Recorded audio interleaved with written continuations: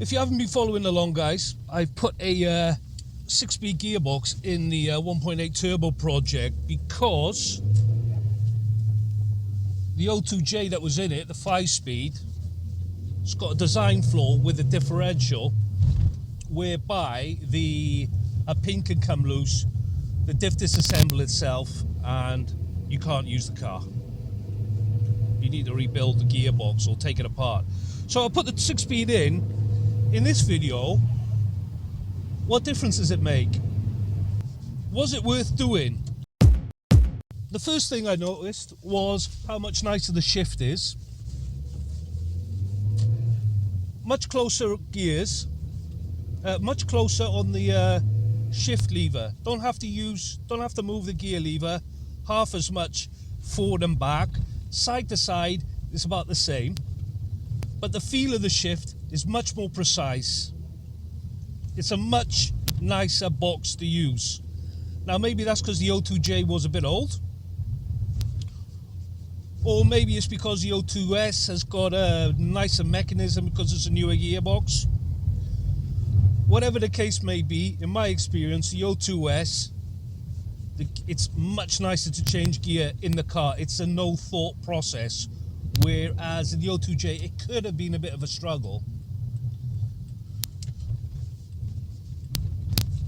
And that transformed the car, whereas before it felt like an old car, honestly. With the gearbox as it is now, it feels like, I would say it's as good as a new car with regards to changing gear. It's not a mechanical shift. It's not a Honda, not a Nissan, but it goes into gear nice and easy. So that's a huge win straight away. I put a close ratio box in it from Audi A3 Mark II 2-litre FSI. I've done the research before. I'll put a link to an article on Drive2 Media, and it's got all the links in it for the gearbox swap there, all the technicalities. You can find out what's involved. And in that article, there's a link to a site that lets you download an Excel spreadsheet that gives you all the gear ratios for the gearboxes, so you can choose the exact code that you want.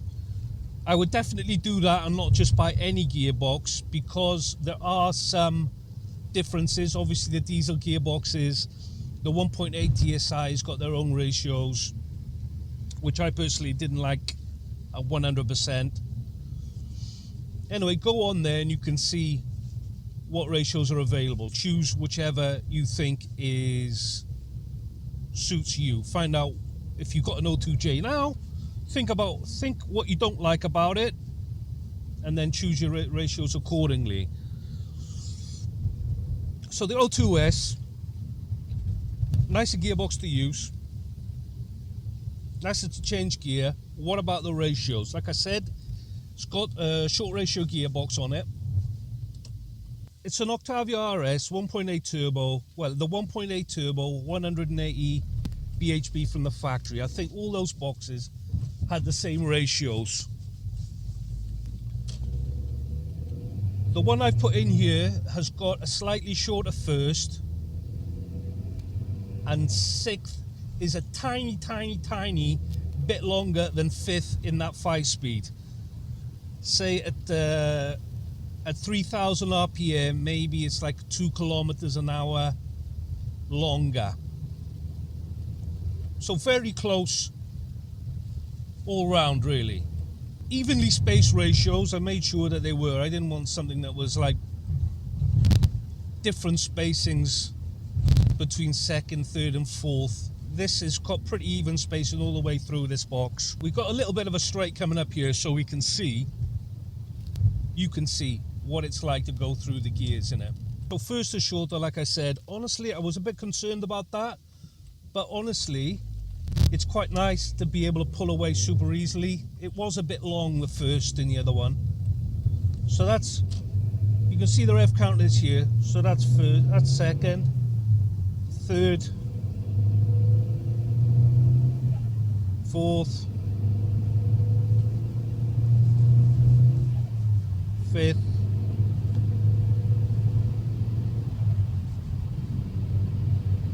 It's very nice. It is really nice. When you change gear, you're still in the power band.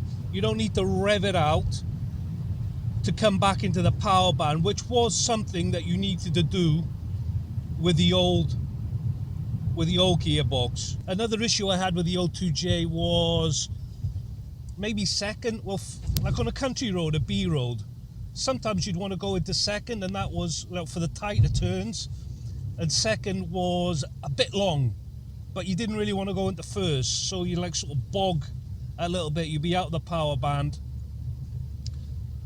But with this,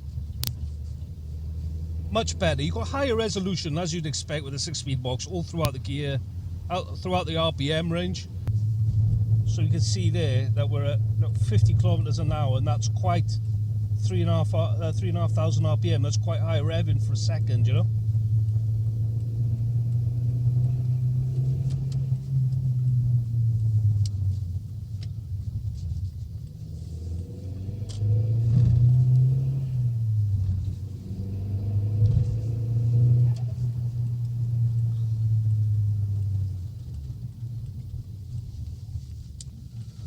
Hopefully this is coming out on the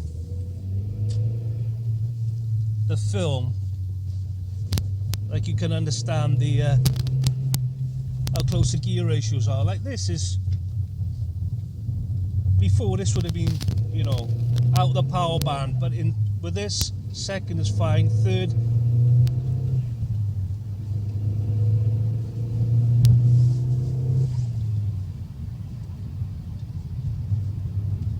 you're always in the power band. Yes, you do throw more gears at it, for sure. You are changing gear more often. And I was a bit concerned about that because, as I said, the O2J shift was not great. I didn't really want to be shifting more than necessary. But because the shifts are so nice in this, I don't mind at all. So all in all, would I recommend it? Well, it depends what you think of your O2J at the moment. If you're happy with your 5-speed, then I probably wouldn't change it.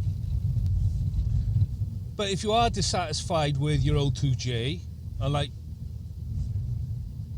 you don't like the shift quality, well, first of all, I would do the linkages, the end links above the gearbox in the engine bay.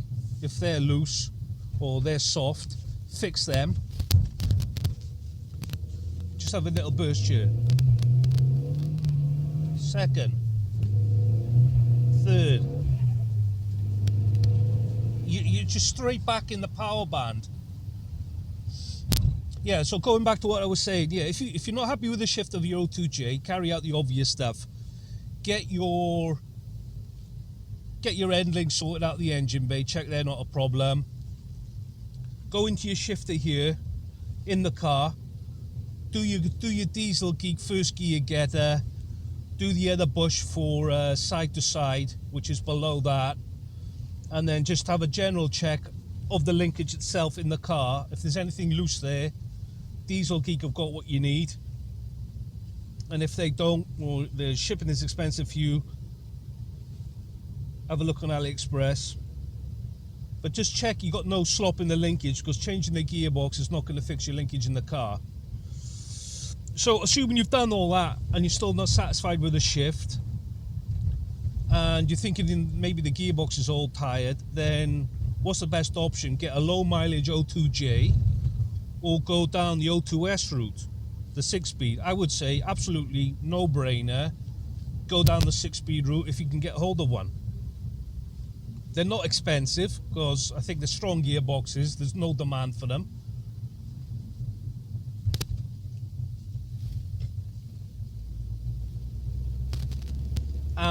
And it's basically a bolt-on. There's a few things that you need to do, but nothing major. It's basically a bolt-on. It's not an expensive swap to do at all.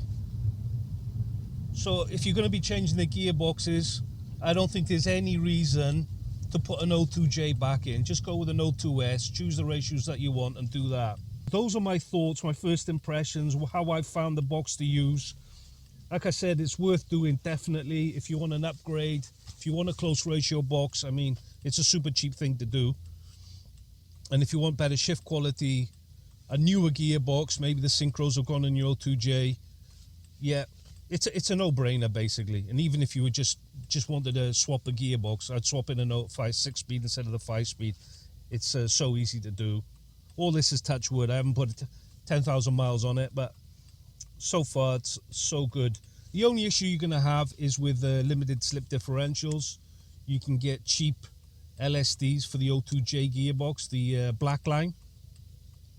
The 02S, I think it's you have to go wave track quafe, so you're looking at 1,200 euro to get an LSD for the 6-speed. So maybe that's something to bear in mind. That's the video, guys. Hopefully you enjoyed it. If you did, give it a thumbs up, subscribe to the channel, and I'll see you again in the next video.